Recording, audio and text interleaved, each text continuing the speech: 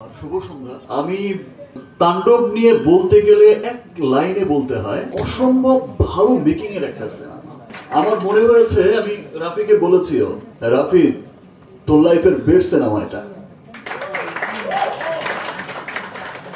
এই production house আছে, এই কোলাবোরেশনের সাথে এটা আমার সেকেন্ড কাজ। রাফির সাথে আমার এটা সেকেন্ড কাজ। আমি ডাবিং করেছি আর দেখেছি সিনেমা, তখনই আমার কাছে মনে হয়েছে ইয়েস, কি বানালো। এবং তাণ্ডব কিন্তু অসম্ভব পরিশ্রমের একটা সিনেমা। তাণ্ডবের ফাইট যেমন অসাধারণ হয়েছে, গান অসাধারণ হয়েছে, স্টোরিও অসাধারণ স্টোরি। আমি তাণ্ডবের শিল্পী হয়েও আমি মন্ত্রমুগ্ধের মতো দেখেছি, দেখেই মনে হয়েছে কি চমৎকার সিনেমা।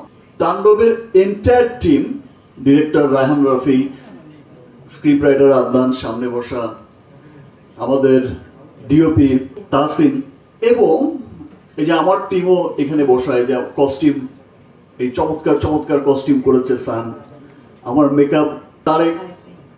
তো এন্টায়ার টিম তাণ্ডবের এত পরিশ্রম করে কাজ করেছে এবং মন দিয়ে কাজ করেছে, এবং তাণ্ডবে এত বড় বড় আর্টিস্টরা এখানে কাজ করেছে।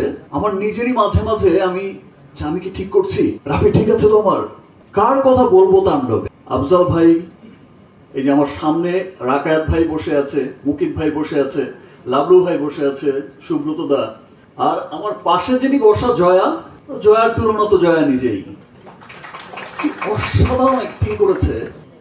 এই পাশে আরেকজন যিনি বসে আছে, অলরেডি লিচুর বাগান দিয়ে তো পাগল করে রেখেছে সবাই।